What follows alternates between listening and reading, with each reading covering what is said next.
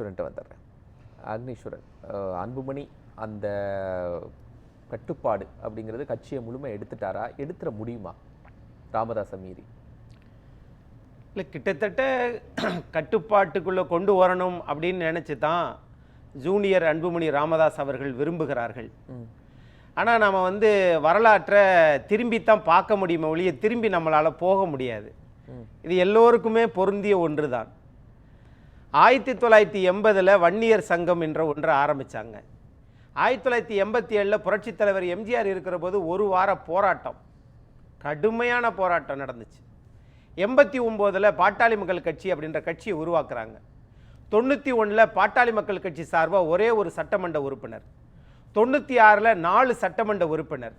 அப்படியே மெல்ல மெல்ல மெல்ல கடந்து 2006 மைனாரிட்டி அரசாங்கம் என்று சொல்லி பெரும்பான்மை இல்லாத திராவிட முன்னேற்ற கழகமும் காங்கிரஸ் கூட்டணியில் 18 சட்டமன்ற உறுப்பினர்கள் வைத்திருந்த பாட்டாளி மக்கள் கட்சி காங்கிரஸும் திமுகவும் கூட்டணியாக இருந்தபோது, மைனாரிட்டி அரசாங்கம் என்று சொல்லி அதிமுக விமர்சித்த போது, காங்கிரஸ் எங்களுக்கு மந்திரி சபையில் கொடுங்கன்னு கேட்டபோது, காமராஜர் ஆட்சி அமைப்போம் அப்படின்னு சொன்னபோது காங்கிரஸ் பேச்சையே கேட்காம வெறும் 96 சட்டமன்ற உறுப்பினர்களை வச்சு 35 காங்கிரஸ் உறுப்பினர்களை சட்டமன்ற உறுப்பினர்களை வச்சு ஆட்சி நடத்த முடியாது என்று கலைஞர் அவர்களால் தெரிந்தும், நான் வெளியிலிருந்து உங்களுக்கு ஆதரவு தருகிறேன், நீங்கள் இந்த ஆட்சியை நிறைவு செய்தாக வேண்டும் என்று சொல்லி அந்த ஆட்சியை நிறைவுக்கு கொண்டு வந்த கட்சி பாட்டாளி மக்கள் கட்சி.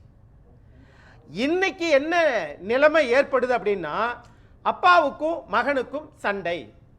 இப்ப தமிழ்நாட்டில் ஒரு பெரிய ஒரு புரட்சி ஒன்று நடந்துகிட்டே இருக்குது. என்னன்னு கேட்டீங்கன்னா, 63 அரசியல் கட்சி இருக்குது. ஆனால் அது நாட்டு மக்களுக்காகத்தான் போராடுறாங்களா அப்படின்னு கேட்டா எனக்கு என்னமோ தெரியல. அண்ணன் தனியரசு அவர் பேசும்போது சொன்னார், என்ன சொன்னார்னா, சின்னவர் பெரியவர் அப்படின்னார். இது பாட்டாளி மக்கள் கட்சியில தான் நான் நினைச்சுக்கிட்டு இருந்தேன். திமுகவிலையும் அப்படித்தான் சொல்றாங்க. வெளியில சுவரட்டி இருக்குது, சின்னவர் பெரியவர்.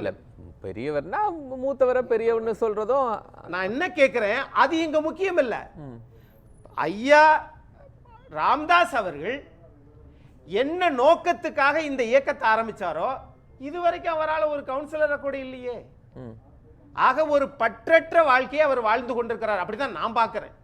ஏன்னா அவர் ஏன் இப்போ இவ்வளவு ட்விஸ்ட் பண்ணணும்? பற்றற்ற வாழ்க்கை வாழ்றவர் இப்போ தான் நான் தான் பாட்டாளி மக்கள் கட்சியினுடைய தலைவர் ஸ்டாண்ட் எடுக்கணும், எந்த மகனுக்கு அதிகாரம் கொடுத்தாரோ அந்த அதிகாரத்தெல்லாம் எடுக்கணும், ஏன் என்ன தேவை ஏற்பட்டுச்சு? ஐயா ராமதாஸ் அவர்கள் சற்று தடுமாறி விட்டார் அப்படிதான் நான் நினைக்கிறேன். நீங்கள் கலைஞர் கருணாநிதி அவர்களை பின்பற்ற தவறிவிட்டீர்களோ? கலைஞர் அவர்கள் தன் இறுதி ஆயுள் மூச்சு இருக்கும் வரை மாண்புமிகு முதலமைச்சர் திரு ஸ்டாலின் அவர்களை தலைவராக்கினாரா? அப்பா நான் தான்ப்பா, கடைசி வரைக்கும் நான் தான், நான் போனதற்கு பிறகு நீ தலைவராக இரு, அதுவரை நீ செயல் தலைவராகத்தான் இருக்க வேண்டும் என்று கலைஞர் சொன்னார். அதை உள்ளன்போடு இன்றைய மாண்புமிகு முதலமைச்சரும் ஏற்றுக்கொண்டார். சரி, அவர்களுக்குள் அந்த பிணக்கு பிரச்சனை சண்டை வரலையே. இப்ப ஏன் வந்துச்சு, இங்க ஏன் வந்துச்சுன்னு சொல்லுங்க. இங்க ஏன் வந்துச்சு அப்படின்னு சொல்லி எனக்கு எப்படி எப்படி கொளுத்தி போறாரு பாருங்க. இது அண்ணன் தனியரசன் அவருக்கு வேலை, எனக்கு அது கிடையாது. அது கலைஞர் அவர்களை பார்த்து சொல்லுகிறார் அண்ணன் தனியரசு அவர்கள். இல்ல கலைஞர் சரிதானே, அவர் எடுத்த முடிவு சரிதானே. அப்படின்னா ஏன் என்ன ஏன் சொல்றீங்க? கலைஞர் செய்தது சரி அப்படின்னு சொல்ல வரீங்களா? சரிதான். அப்ப கலைஞர் சொன்னதை தான் நானும் சொன்னேன். நம்ம திமுக அரசியலுக்குள்ள விவாதத்தை கொண்டு போகட்டா சார். இல்ல இல்ல இல்ல உதாரணத்துக்கு சார், என்ன உதாரணம் அதானே சார், உதாரணம் சொல்லலாம்ல. தமிழ்நாட்டிலேயே குடும்ப அரசியல் இல்லாத கட்சிகள் ரெண்டே ரெண்டு, ஒன்னு அதிமுக, இன்னொன்னு விடுதலை சிறுத்தைகள் கட்சி. அந்த கட்சியில இந்த பிரச்சனை இருக்கா? நான் தலைவனான்ற போட்டி இருக்குது. கம்யூனிஸ்டுகள் எல்லாம் விட்டுட்டீங்க சார். கம்யூனிஸ்டுகள் சொல்லிட்டாரு. அங்கீகரிக்கப்பட்ட கட்சிகள் சார் தமிழ்நாட்டுல 1% தான் இருக்கிறாங்க. இருந்தாலும் தமிழ்நாட்டை பொறுத்து அது தேசிய கட்சி சார், நான் சொல்றது மாநில கட்சி.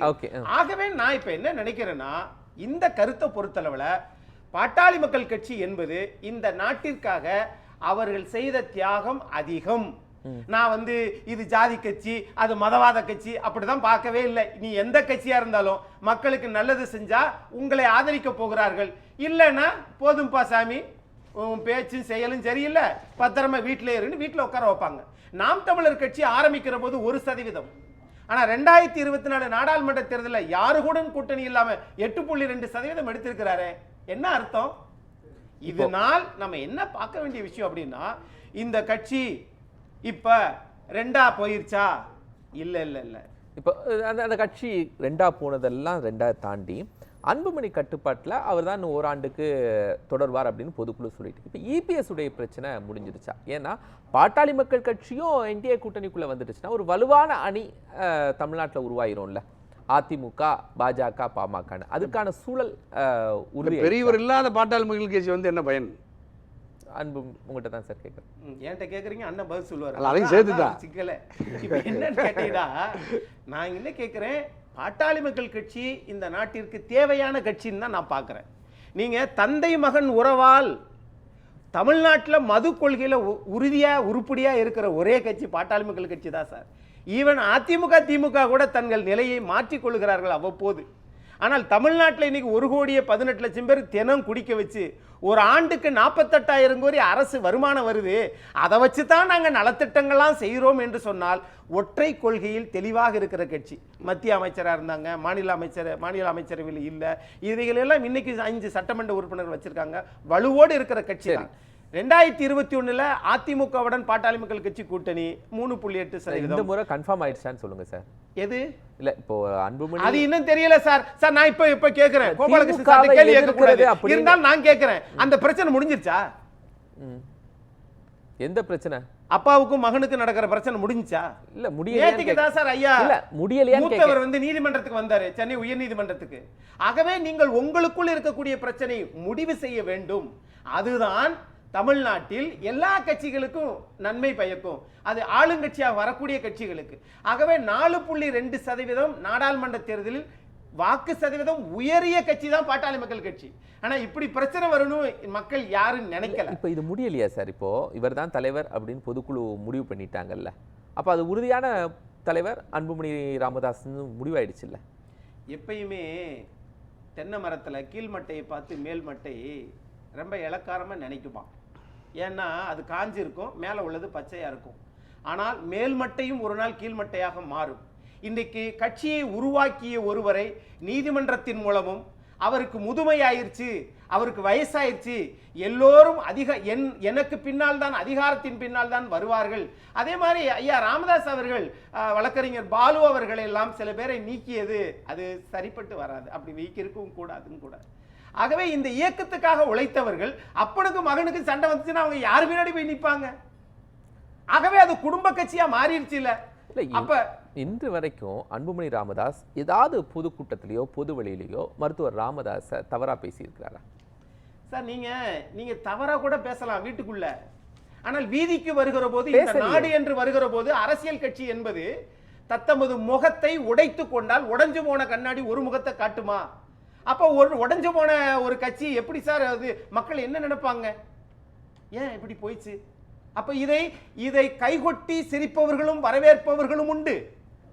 இல்ல வேணாம், அந்த கட்சி இந்த நாட்டுக்காக உழைச்ச கட்சி இன்னும் பலமா இருக்கணும் என்று நினைப்பவர்களும் உண்டு. அக்னி சார் நீங்களா சொல்லுங்க, இதுக்கு பின்னாடி என்னதான் நடக்குது? எனக்கே தெரியல சார். கேட்கிற கேள்விக்கு பதில் சொல்றவன் தான். ஆனா நாட்டு மக்களுக்கு நான் சில வார்த்தைகளை சொல்லுகிற போது அதுக்கு நான் தான் பொறுப்பு. நான் சட்டமன்ற உறுப்பினரோ நாடாளுமன்ற உறுப்பினரோ கட்சி உறுப்பினரோ கிடையாது. ஒரு அரசியல் கால்குலேஷன் உங்களுக்கு தெரியும்ல சார்.